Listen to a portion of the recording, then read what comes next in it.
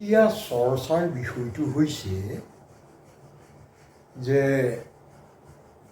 মেঘৰঞ্জনী মেধি নামৰ এগৰাকী শিল্পীয়ে লণ্ডনৰ অক্সফৰ্ড ষ্ট্ৰীট আৰু পিকাডিলি চাৰ্কাছত কথক নৃত্য আৰু ভূপেন হাজৰিকাৰ গীত মানুহে মানুহৰ বাবে গীতটি গাই নৃত্যত পৰিৱেশন কৰি অসমৰ শিৱসাগৰ আৰু আন জিলাত হোৱা প্ৰলয়ংকাৰী বানপানীৰ যিসকল লোক পীড়িত হ'ল তেওঁলোকক আৰ্থিক সাহায্য বা আন সাহায্য দিয়াৰ কাৰণে ধন সংগ্ৰহ কৰিছে। লণ্ডনত এই কথাটো যিটো পৰিৱেশন কৰে ৰাস্তাত বাস্কিং যিটো পৰিৱেশন কৰি ধন সংগ্ৰহ কৰে এইটো আইনসন্মত আৰু সাধাৰণ ঘটনা। ই হৈয়ে থাকে, বিভিন্ন দেশৰ লোকেও কৰে। এতিয়া কথা হ'ল, কথাটো এনেকুৱা যে সাধাৰণতে আমি কেতিয়াবা কিছুমান কথাত যেতিয়া নিজৰ দায়িত্ব থাকে, দায়িত্ব পালন কৰোঁতে যদি আন কোনোবাইও সহায় কৰিবলৈ আহে আমাৰ অকণমান গাত লাগে যে মই পৰা নাই, গতিকে লোকে এনেধৰণে সহায় কৰিবলৈ আহিছে। দায়িত্ব চৰকাৰৰ, কিন্তু চৰকাৰৰে দায়িত্ব নে? মানৱীয় দৃষ্টিভংগীৰ ফালৰ পৰা সৰ্বসাধাৰণে বিভিন্ন ধৰণে এনেধৰণৰ সহায় আগবঢ়াব পাৰে। আমি ইয়াতে দেখিছোঁ টোকাৰী বজাই ধন সংগ্ৰহ কৰা, বান্দৰৰ খেল দেখুৱাই ধন সংগ্ৰহ কৰা বা আন খেল কিছুমান দেখুৱাই ধন সংগ্ৰহ কৰাটো সেইটো তেওঁলোকৰ নিজা নিজা উপাৰ্জনৰ কথা। কিন্তু মেঘৰঞ্জনী মেধিৰ ক্ষেত্ৰতে এই কথাটো তেনেকুৱা নহয়।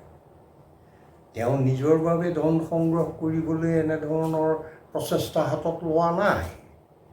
অসমৰ দুৰ্গত ৰাইজক সহায় কৰিব পাৰি নেকি নিজৰ ফালৰ পৰা, আৰু তাকো নৃত্যপ্ৰেত্যাসী হিচাপে বা এগৰাকী শিল্পী হিচাপে প্ৰদৰ্শন কৰি সেই প্ৰদৰ্শনৰ যোগেদি তেওঁ ধন সংগ্ৰহ কৰিছে, হাতত টেমা লৈ ভিক্ষা কৰা নাই।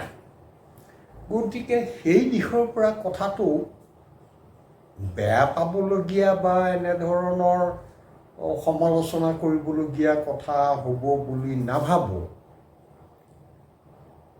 বিভিন্ন দেশত হ'ব পাৰে, কোনোবা যদি দেশত তেনেকুৱা আইন আছে যে এনেধৰণে কৰিব নোৱাৰে তেতিয়া বেলেগ কথা। কিন্তু ইংলেণ্ডত এই কথাটো ব্ৰিটিছৰ সেই কথাটো আইনী আওতাৰ ভিতৰত নপৰে। ই এটা সাধাৰণ ঘটনা, তেনেধৰণৰ ঘটনা হৈ থাকে। গতিকে আমি সমালোচনা কৰিছোঁ কথাটো আমাৰ অসম বা ভাৰতৰ দুৰ্বল স্থিতি বুলি এটা যেন প্ৰতীয়মান যাব বিশ্বই, তেনেধৰণৰ কথা এটা চিন্তা কৰিছোঁ। সেইটো কথা নহয়।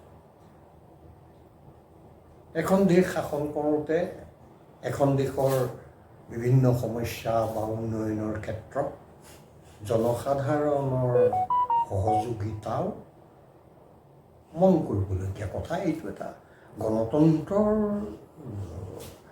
আওতাৰ ভিতৰৰ কথা। মাননীয় মুখ্যমন্ত্ৰী হিমন্ত বিশ্ব শৰ্মাদেৱে যে কৈছে যে লণ্ডনতে কিয়, অসমৰ বাবে দিল্লীৰ ওচৰত হাত পাতিবলৈ তেওঁ কুণ্ঠাবোধ কৰে। হয়, আত্মনিৰ্ভৰশীল হোৱা, কাৰো ওচৰত হাত নাপাতি নিজেই নিজকে থিয় কৰা বা দুৰ্গতৰ সময়ত বা প্ৰয়োজনত নিজেই আগবাঢ়ি যাব পৰাটো ভাল কথা। কিন্তু চৰকাৰে কি কৰিছে নকৰিছে সেই কথাটো